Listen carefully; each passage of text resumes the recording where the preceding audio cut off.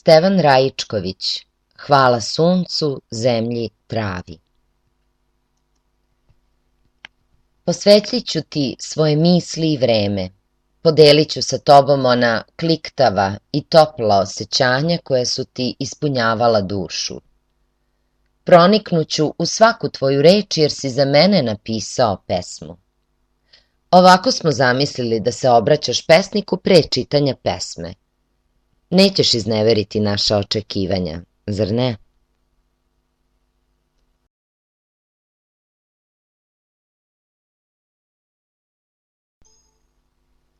Literarni kutak. Kojim motivima pesnik dočarava svoju zanesenost lepotom prirode? Kome pesnik zahvaljuje na svoje radosti? Kome, odnosno čemu je pesnik ispevao pohvalu? Koji lirski ton preovladava u pesnikovom doživljaju prirode i stvarnosti? Šta simbolizuje sunce, a šta zemlja? Kojim postupcima je ostvarena lepota poetskog izraza? Pod A jednostavnošću, pod B dočaravanjem boja, zvukova i pokreta u prirodi, pod V ponavljanjem reči i stihova. Obrazloži navedene tvrdnje. Ovo su samo neka od pitanja koje ćeš pronaći u našem literarnom kutku. Pažljivo ih pročitaj, odgovori na njih, a potom svoje odgovore pošalji na našu e-mail adresu.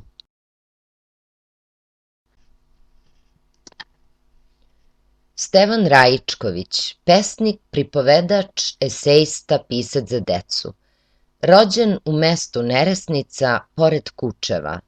Najpoznatije zbirke pesama su Detinjstvo, Pesma tišine, Balada o predvečerju, Kamena uspavanka, Zapisi o crnom Vladimiru, Prolazi reko mlađa, potom Varke, Kasno leto i druge. Pesma Daleko Stevana Raичковić. Ima jedan vetar koji kosu ne rastura i grane ne povija, nego samo tako dođe odnekuda i u nama jednu misao pokrene i zašumi meko, da postoji nešto od nas sasvim daleko. Pojam o pojmu. Ditiramb. Ditiramb je vrsta lirske, horske pesme, nastala u staroj Grčkoj iz pesama ispevanih u slavu boga Dionisa. U njoj se opevaju snažna osjećanja radosti, ushićenja, zanosa, izazvana nekom pojavom u životu ili u prirodi. Ritam u ditirambu je obično brz, promenljiv i u skladu sa osjećanjima koje ispunjavaju pesmu. Stil je poletan, razdragan. Pronađi u ovoj pesmi primere za ditiramb.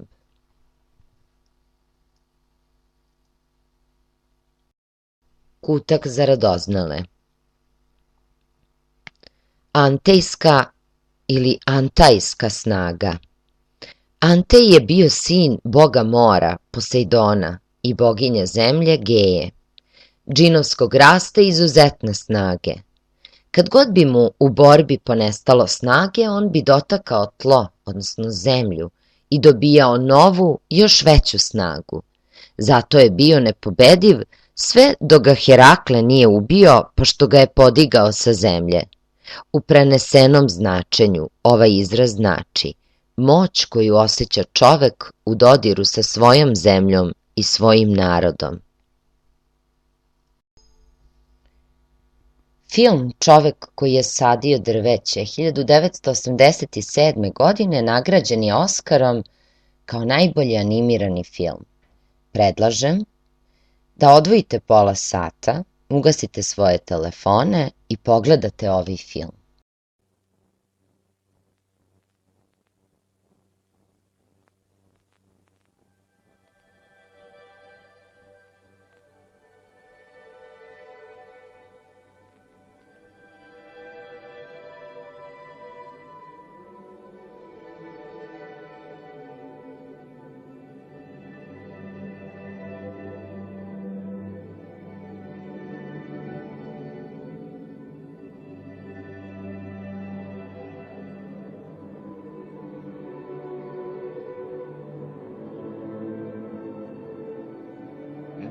ago, I set out on a walking tour, high in the Alps, a region quite unknown to travelers, where ancient mountains thrust down into Provence.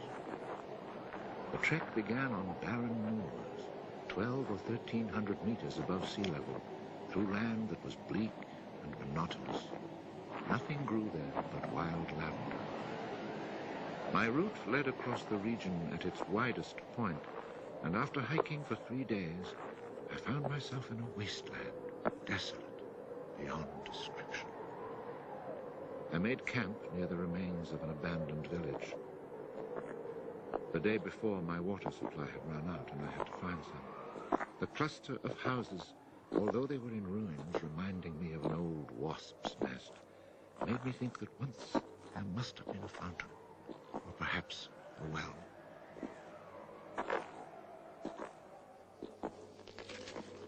There was indeed a fountain, but it was dry. The roofless houses, eaten away by wind and rain, and the chapel with its crumbling belfry, stood arranged like houses and churches in a living village. But here, life had vanished.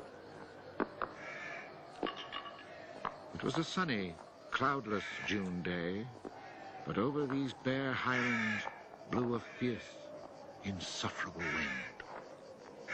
Growling through the skeletons of the houses, it sounded like a wild beast disturbed while feeding on its prey. I had to move camp.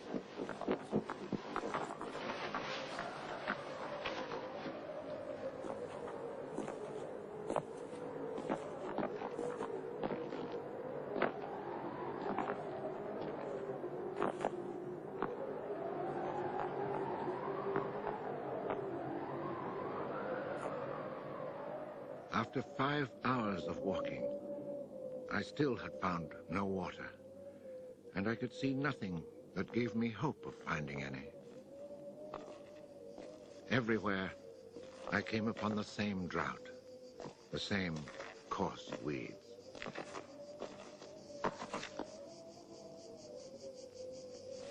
In the distance, something caught my eye.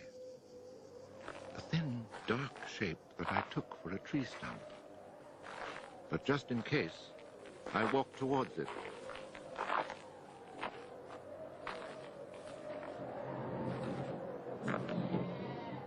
It was a shepherd, and beside him, resting on the burning ground, lay about 30 sheep.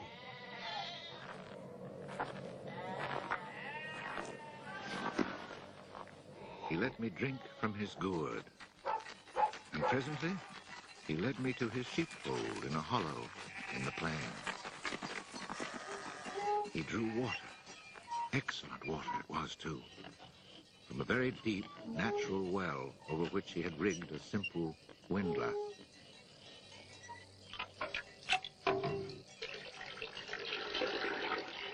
The man spoke very little, often the way with people who live alone, but he appeared sure of himself and confident in his assurance. It all seemed somehow strange in this barren land. He lived not in a hut, but in a real house, a stone house, whose walls clearly showed how his own labor had repaired the ruin it had once been. Its roof was solid and strong, and the wind on its tiles sounded like the sea upon the seashore. Inside, it was neat and tidy, dishes washed, floor swept, shotgun oiled. His soup simmered over the fire. And I noticed that he was freshly shaved, that all his buttons were firmly sewed on, and that his clothes were darned with that meticulous care which makes the mend invisible. He shared his soup with me.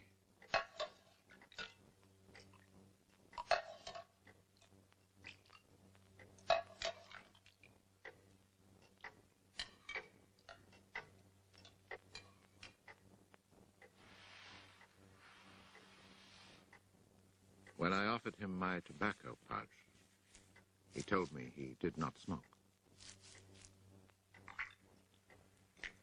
The dog, silent like his master, was friendly without fawning.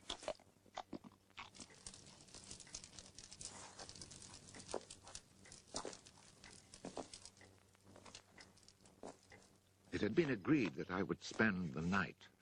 The nearest village was still almost 2 days' walk away. Villages in this region were few and far between, and I knew well what they were like. 4 or 5 of them were scattered over the slopes of these highlands, each one at the very end of a cart track among copses of white oaks. They were inhabited by charcoal burners. The living was poor, and families huddled together in a climate very harsh both in summer and winter found their struggle for survival made more bitter by their isolation. There was no relief. Their constant longing to escape became a crazy ambition. Endlessly the men carted their charcoal to town, then returned home. Even the most stable characters crack under the constant grind. The women seethed with resentment. There was rivalry in everything. The sale of charcoal and the church pew. They were rivals in virtue and rivals in vice. And the battle royal between vice and virtue raged incessantly. And always there was the wind. The ever-present wind constantly grating on the nerves. There were epidemics of suicide and many cases of madness, nearly always ending in murder.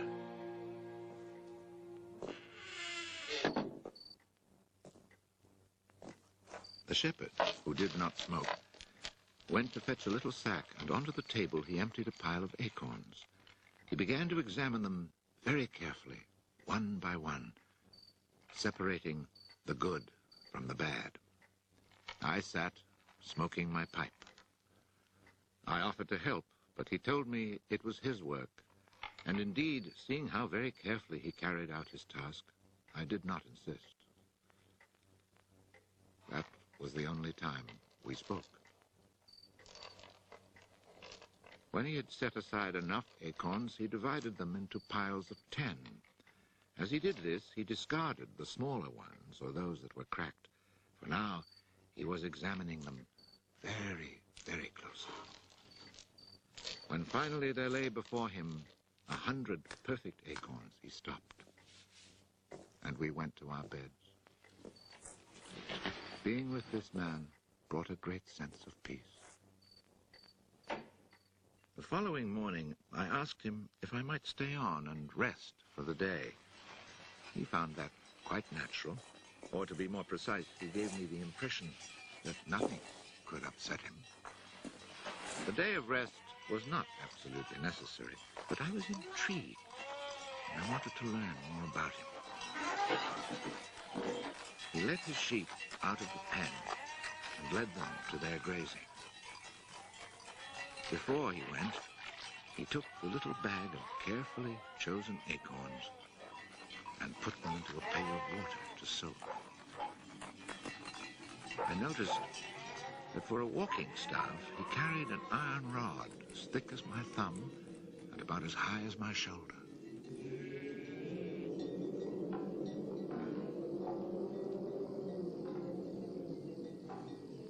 Pretending to take a leisurely stroll, I followed him at a distance, but keeping on a parallel path with him.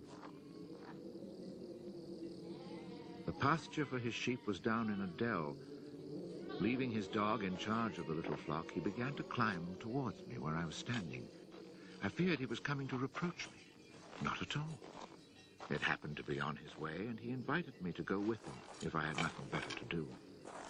He was going a little farther on, to the top of the hill.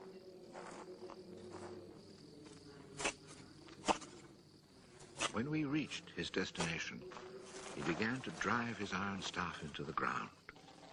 He made a hole, dropped in an acorn, and filled in the hole.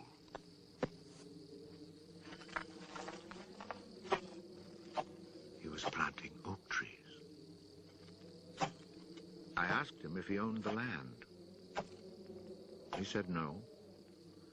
Did he know who owned it? He did not. He thought it was common land, parish property, or perhaps it belonged to people who did not care about it. That did not concern him. So with infinite care, he planted his 100 acorns. After the midday meal, he began to sort out more of his acorns. I suppose I must have been quite insistent with my questions, because he answered me. For 3 years, he had been planting trees in that desolate country. He had planted 100,000.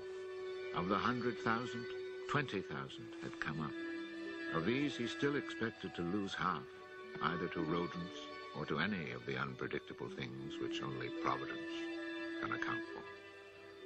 That left 10,000 oaks to grow on this tract of land where before there was nothing. It was then that I wondered about the man's age. He was clearly more than 50. 55, he told me. His name was Stevan Raичковиќ. He had owned a farm down in the lowlands. It had been his life. He had lost his only son, and then his wife, and had withdrawn into this solitude where he was content to live quietly with his lambs and his dog. It was his opinion that the land was dying for lack of trees. He added that having nothing very important to do himself, he had resolved to remedy this state of affairs. I was young and only thought of the future as it affected me and my search for happiness. So I told him that in 30 years those 10,000 oaks would be magnificent. He answered quite simply that if God granted him life, in 30 years he would have planted so many more that these 10,000 would be like a drop of water in the sea.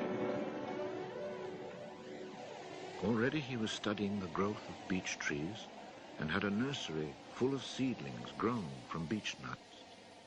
They're quite beautiful. He was also thinking of birches for the dales, where he told me there was moisture just below the surface of the soil. The next day, we parted. The following year came the First World War, in which I was engaged for 5 years. An infantryman was hardly likely to have trees on his mind.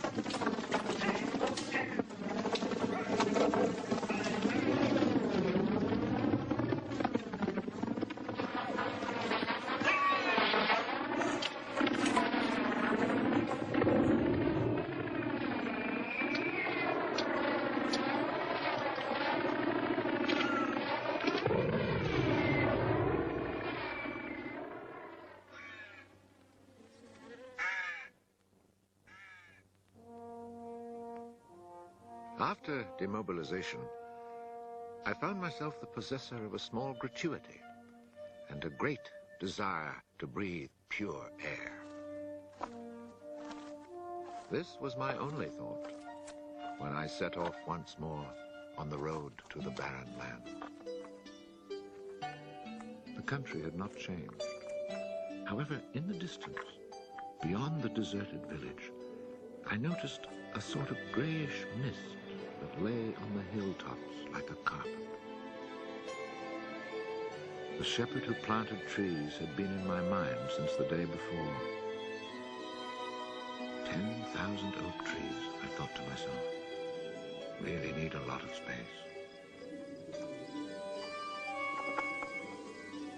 I had seen so many people die in those 5 years, it was easy to imagine that Stevan Raичковiќ too was dead, especially since at 20 we think of men of 50 as ancient with nothing left to do but die.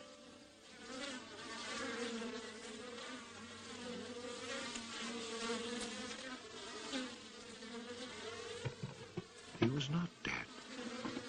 He had changed his occupation. He had only 4 sheep left, but now he had over 100 hives of bees. He had given up sheep because they threatened his young trees. The war had not disturbed him, and he had calmly continued his planting. The oaks of 1910 were now 10 years old and taller than either of us. It was such an impressive sight, I was struck dumb. And as he never said a word, we spent the whole day in silence, walking through his forest. It was in 3 sections and measured 11 kilometers long and 3 kilometers at its widest. When I reminded myself that all this was the work of the hand and soul of one man with no mechanical help, it seemed to me that men could be as effective as God in tasks other than destruction. He had followed his dream, and beech trees as high as my shoulder, stretching as far as the eye could see, were witness to it. The oaks were strong and past being at the mercy of rodents. As for Providence, she would have needed a cyclone to destroy this creation of man. He showed me handsome groves of 5-year-old birches planted in 1915, the year I was fighting at the Battle of Verdun. He had set them out in all the hollows where he guessed, and rightly, there was moisture near the surface. They were like young children, tender yet firm and confident. And creation, it seemed, had just followed in a natural sequence. He hadn't worried about it. Resolutely, he had gone about his simple task.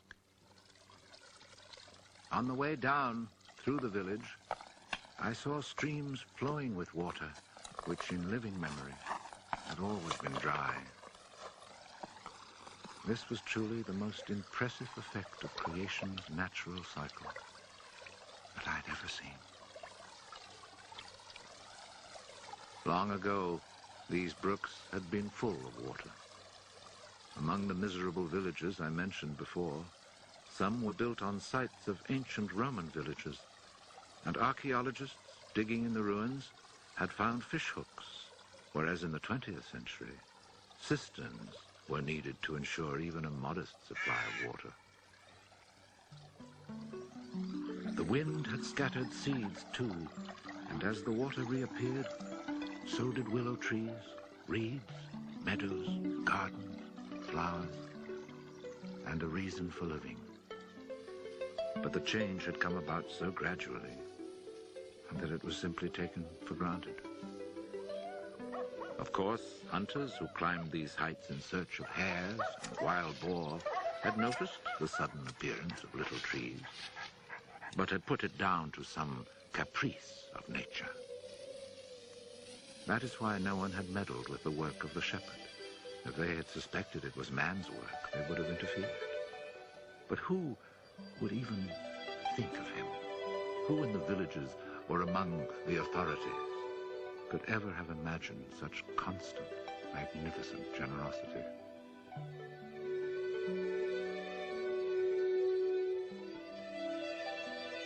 Each year from 1920 on, I paid a visit to Elzéar Bouffier. I never saw him lose heart, nor was he ever deterred. And often, God knows, it must have seemed that heaven itself was against him. I never tried to imagine his frustrations, but to achieve such an end, he must have had to overcome many obstacles. For such passion to succeed, he must surely have fought and conquered despair. We must remember that this exceptional man had worked in utter solitude. Solitude so complete that towards the end of his life, he had lost the habit of speech. Oh, perhaps he saw no need for it. In 1933, he was visited by an astonished forester who notified him of an order that lighting fires outdoors was forbidden for fear of endangering this natural forest. It was the first time, the forester told him naively, that he had ever seen a forest grow of its own accord. In 1935, a whole delegation from the authorities arrived to look at the natural forest. There was a high-ranking official from the forestry department, an elected member of parliament, technical experts, and there was a great deal of talk. It was decided something must be done. Fortunately, nobody did anything except for the one good thing. The forest was placed under government protection and charcoal burning was prohibited. For it was really quite impossible not to be enchanted by the beauty of these young, healthy trees. And they had even managed to cast their spell over the Member of Parliament.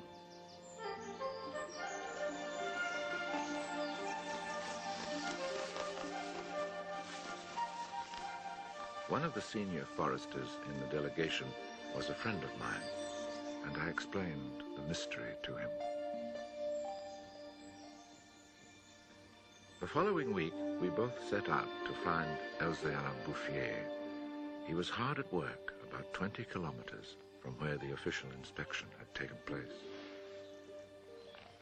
I was right about my friend the forester. He was able to appreciate all he saw.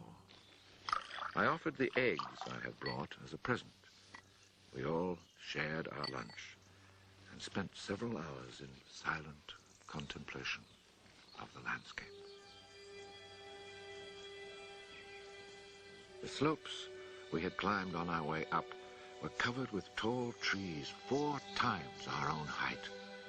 I remembered how it had looked in 1913, desolate, but quiet, regular work, brisk mountain air, the simple life, and above all, peace of mind, had endowed this old man with almost awe-inspiring health. He was one of God's athletes. I wondered how many more hectares he would cover with trees. Before we took our leave, my friend made one small suggestion about the kinds of tree which seemed to suit the soil here. He did not press the point, for the simple reason, he told me afterwards, that this man knows more about it than I do. The idea must have been turning over in his mind, for after we had walked for an hour, he added, he knows more about it than anyone else in the world. He's found a perfect way to be happy. Thanks to this forester, not only the forest, but the happiness of Elzéar Bouffier were protected. The only serious danger to his work occurred during the Second World War. Cars being powered by wood-burning generators. There was never enough wood. So cutting was begun among the oaks of 1910, but they were so far from transportation routes that the whole enterprise proved financially unsound. It was abandoned.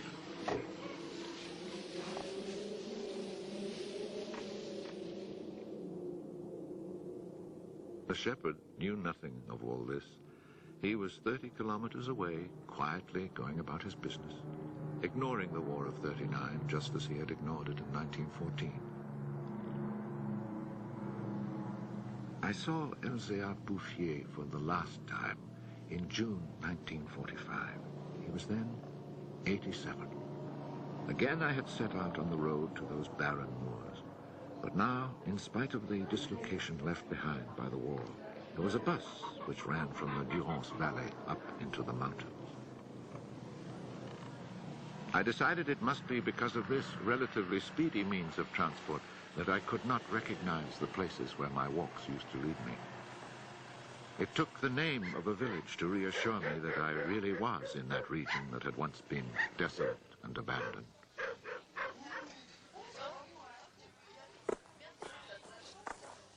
The bus dropped me at Vergon. In 1913, this hamlet of no more than a dozen houses had 3 inhabitants, wild creatures who hated each other, who set snares to make a living. They were people without hope. Now everything was different, even the air itself.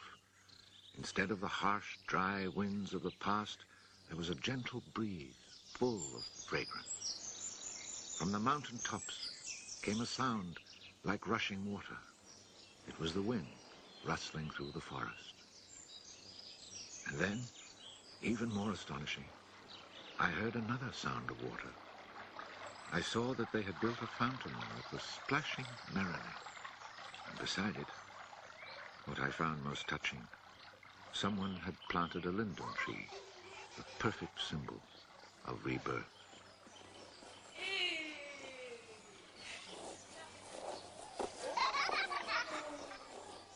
Moreover, their dance showed signs of the kind of labor that only hope can inspire. So hope had been restored, ruins had been cleared, and crumbling walls torn down. The new houses, freshly rough-cast, stood in kitchen gardens where flowers and vegetables grew in orderly confusion. Roses and cabbages, snapdragons and leeks, celery and anemones. It had become a place where one would want to live. From this point, I continued on foot. The war had not been over long enough for life to reach full bloom, but Lazarus had emerged from the tomb. On the lower slopes of the mountain, I could see small fields of young barley and rye, and down in the narrow valleys, the meadows were green.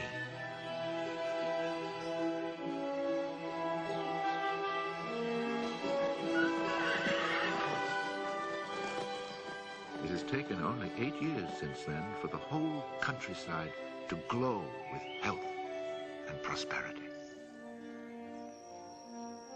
Where I had seen ruins in 1913, there now stand clean, freshly plastered farmhouses, evidence of happy, comfortable lives.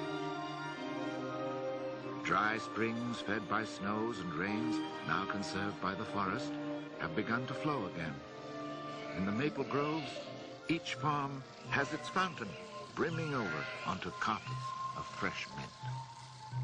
Bit by bit, the villages have been rebuilt. People have come to settle from down in the plains where land is expensive. They have brought youth, life, and the spirit of adventure.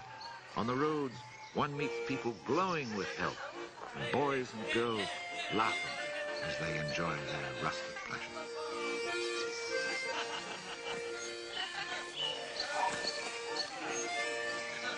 Counting those who lived here before, quite changed by their life in gentle surroundings, and including the newcomers, more than 10,000 people owe their happiness to Elzéar Bouffier.